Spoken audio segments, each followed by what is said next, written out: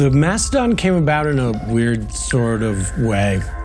When I was 9 years old, I was at the zoo, and an elephant walked up and looked at me, looked through me. A connection like that with such a large animal, what's it saying to you? Kind of stuck. I wanted to explore that a little bit more. So I started to create like this skeletal series of large mammals. I've been with Meow Wolf since 2010. Being around so many other creatives, it's added color to my life. That really kind of blew open my idea of like what I wanted to be doing. And so while none of us saw it as the means to create a livelihood at that time, we saw it as an energy producer. When we got the bowling alley, kicked in that, well, my skeletal creatures would fit perfect in there. And so the elephant moved to a Mastodon. I had never done a sculpture of this size, and I really wanted to jump in on this project full on, and I wanted to have a lot of responsibility. Meow Wolf, they had confidence in me. They had to, because everyone was spread so thin that you needed to trust. The person who said they were gonna do this was gonna do this. I quit my job at the foundry. I basically lived there like everybody else. Using Instamorph was vital to the piece because I wanted it to glow. Only problem is I'd never sculpted with Instamorph before. I knew how I wanted it to look, but I didn't know how to use the material. And the first 3 weeks were horrible. It was a failure. The material, it comes out of boiling water. It's hot, it's mushy, it doesn't hold its shape. So after about 3 weeks of failure, I started to get a rhythm going with how to build this thing. And the feet had some more detail, and I figured if I could master the foot, then I could get the rest of the bones pretty easily. And I was saving the head and the tusk for the ends. This is where I wanted most of the personality to come from, and I figured at that point I would have a better understanding of the Instamorph. Looks good.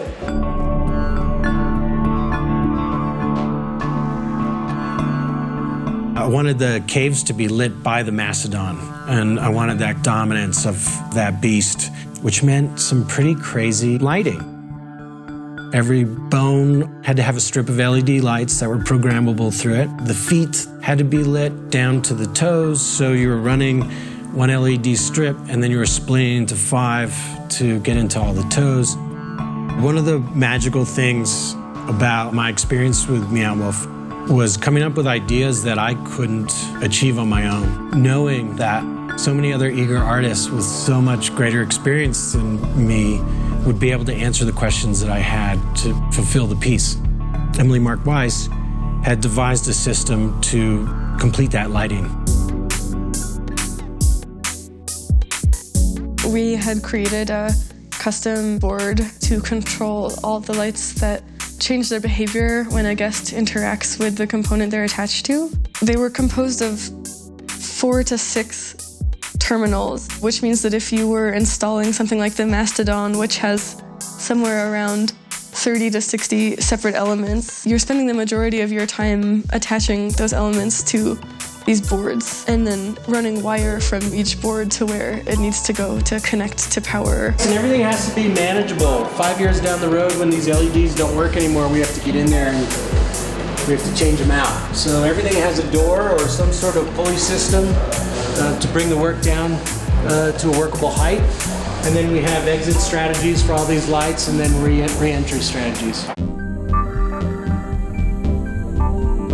The molars of a Mastodon are different than other elephants. So I just wanted to play off of that a little bit. And so I wanted monotone for the whole skeleton, but I wanted the molars to be shining in a contrasting light, which meant a whole different lighting scheme. And so the lights that are going through the skull to get through the tusks and to light the molars is pretty crazy. Because we didn't have the most effective troubleshooting setup. For the Mastodon, it took several months. We had a timeline, and we didn't have enough time in the day to get this thing done. And so we were kind of working as much as we could until we couldn't work anymore. Those were long days. I started building these plates, so I'm going to probably weld some plates in under here.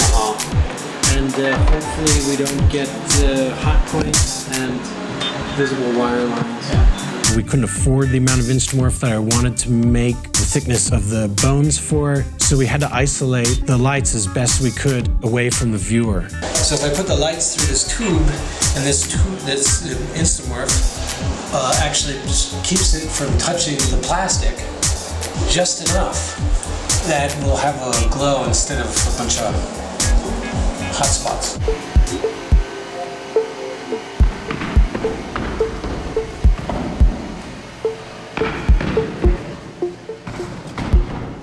Now what I'm doing is making them look like they're immersed in the cave and they're just barely exposed. The bones are falling within the shell of the cave, and that allows a little bit of stability, and that allowed us to hide some of the tech and the electronics. And I really wanted the head a little bit out of reach, and I wanted the neck holding the head, so it felt a little alive. In order to do that, I had to climb back up through the outer top of the caves and drill holes through the ceiling that we had put in, and then drop these heavy cables through. And then hiding these cables. Yeah. Which might just be more stalagmites up there. I was also a little bit nervous that it was gonna fail. Oh God, please work. But I feel pretty secure about how it's in there. I doubled up on everything. I think it's gonna work. I wanted to incorporate interactivity somehow, and the Flintstones came to mind. Light bulbs went off in my head, and I was like, the ribs, we'll put piezo sensors in them, and we can make sounds. This prototype is sort of a smaller version of something we're definitely going to be using for Mat's Mastodon skeleton. So each bone will be like a piece of a marimba. The piezo sensor is attached to the back of each rib. They're sensing when someone has hit the Mastodon, and then it speaks to the board that's on top of the platform, and that runs back to the microcontroller that's serving both the lights and the sound.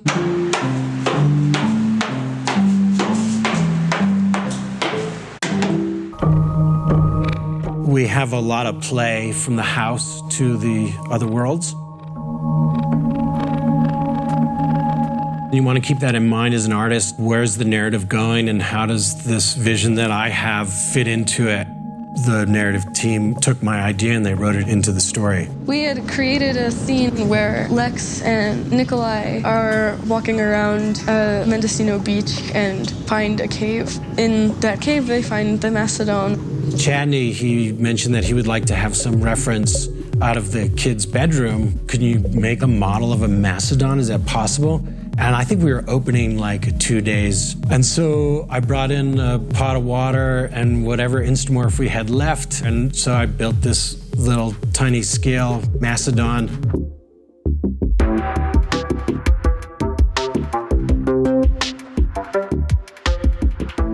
You know, you make a sculpture, and especially like a bronze, and some rich dude's gonna buy it. And it's gonna sit in their house, and 15 people might see it over the course of a year. We're getting almost 500,000 people walking through the doors. And it's pretty amazing to have a platform like that for your work and to see people appreciate it like they do.